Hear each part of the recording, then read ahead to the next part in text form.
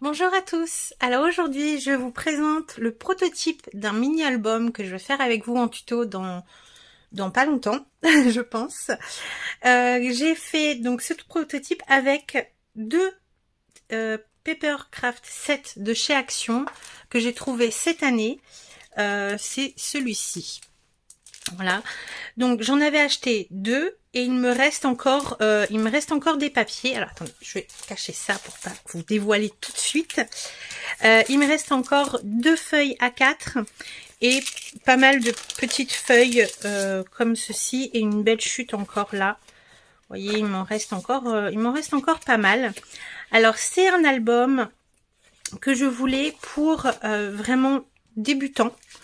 Parce que c'est un album où on va pas avoir besoin ni de cartonnette, ni d'aimant, ni de système de fermeture spécifique, ni voilà de matériel très spécial en fait. Il vous faudra simplement du papier, de la colle, des ciseaux, un massicot, vraiment spécial débutant. Avec la particularité, ça faisait longtemps que j'avais envie de vous le proposer, mais le temps que ça mûrisse dans ma tête, pour utiliser des papiers 15 par 15. Alors oui, je sais, j'ai utilisé ce set où il y a des grandes feuilles. Donc c'est pour ça que je peux pas exactement vous dire aujourd'hui combien on utilise de feuilles 15-15 parce que je l'ai pas encore fait. Donc je vous dirai dans la vidéo tuto combien il vous faudra de papier 15 par 15. Moi j'ai déjà une idée de ma décoration, ça sera sur le thème automne. Vous avez déjà vu passer les papiers que je vais utiliser pour vous donner un petit indice. Donc je vous dirai pendant le tuto combien il vous faudra de feuilles 15 par 15, mais c'est un projet idéal pour utiliser nos blocs de papier 15 par 15, ou des fois on ne sait pas trop quoi en faire. Donc je vous le montre tout de suite. Le voici. Donc c'est un mini qui peut contenir quand même plus de 35 photos. Voilà, 10 par 15. Donc c'est un mini carré, mais qui peut contenir des photos 10 par 15 principalement. Après, évidemment, si vous mettez des 7,5 par 10, vous en mettrez beaucoup plus, mais c'est au choix. Voilà, donc il mesure 16 cm par 16 cm avec une tranche. Alors là, j'ai fait que 2,5. Dans le tuto, je pense que je vous proposerai une tranche de 3 cm parce que une fois qu'il est garni, vous voyez que là, j'ai un petit écart. Donc, je pense que on va agrandir un petit peu la tranche ici. En décoration de couverture, là j'ai utilisé de la cartonnette, mais c'est vraiment optionnel parce que j'avais envie de faire un cadre un petit peu en volume comme ça. J'ai utilisé les die cuts qui étaient fournis dans le set, à l'exception des petites étiquettes, parce que moi je peux pas m'empêcher de mettre des étiquettes. Pour les étiquettes que vous allez retrouver un petit peu dans l'album, partout, donc il y en a ici. Ici pour tirer l'emplacement photo qui est derrière le cadre. Le cadre est simplement collé sur deux côtés. Je trouve ça beaucoup plus pratique pour retirer la photo, vous voyez, comme ceci. Donc pour ça, j'ai utilisé le tampon de Florilège Design, c'est 7 étiquettes école, tamponnées avec la Distress Oxide. Bon, je vais pas essayer de le prononcer, ça va vous faire mal aux oreilles, mais vous la voyez ici. Donc, il se présente comme ceci, donc à l'arrière. Tout simple. Voilà, comme ça. Les deux parties sont exactement identiques. Il n'y a que la décoration qui change, mais la structure est exactement la même. Je vais vous montrer un côté un peu plus en détail et je vous montrerai l'autre en accéléré.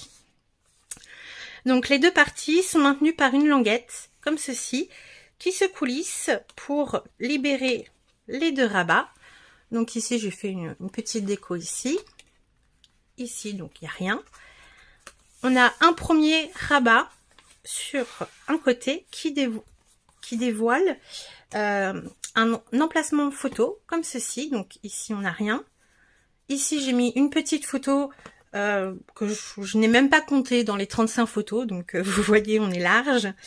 Et là, deux grandes photos, deux emplacements pour deux grandes photos 10 par 15. Et ce rabat se glisse dans la couverture, vous voyez, comme ceci. Hop. Voilà. Ici, on a le système de fermeture que j'apprécie particulièrement. C'est la petite pochette où l'on insère un emplacement photo, un petit livret. Ici, j'ai utilisé des bases de cartes de chez Action, toutes simples, auxquelles j'ai redécoupé légèrement parce qu'il y a des petits picots qui me déplaisent. Donc c'est pas vraiment pour mettre des photos 10 par 15, elles sont un tout petit peu plus petites, faudra les retailler. Et la décoration de mes livrets, je les ai fait avec les chutes de papier qui me restaient de la décoration de l'album. Donc quand on enlève le livret, ici, dans les 35 photos, j'ai compté un seul emplacement photo ici, parce qu'on peut mettre une photo 10 par 15. Ici, j'avais envie de varier un petit peu. Quand on ouvre ce rabat, on a 3 pochettes. Donc ici, j'ai inséré des tags de la collection, un petit espace de journaling, et dans la plus grande, un autre livret pour mettre 2 photos. 2 ou 3 selon si on en met une dans le fond. Ce livret, hop, ce rabat, on l'ouvre, on a un emplacement photo et ici on a une petite cascade toute simple. Alors moi j'ai fait que 4 pages, mais on pourrait très bien en faire 6. Si jamais vous avez un projet où il vous faut un peu plus d'emplacement photo, on peut très bien contenir 6 rabats de cascade. Et là c'est tout simple, j'ai compté hop comme ceci. Voilà, je vous mets dans le champ, c'est mieux. Voilà, j'ai simplement mis le papier déco parce que je pense que la photo viendra par-dessus. Et ici un emplacement photo et on peut encore en mettre un ici. Donc voilà pour un côté. Et vous allez voir que le deuxième côté est très similaire. Donc je ne vais pas vous le commenter, je vais vous le mettre en musique.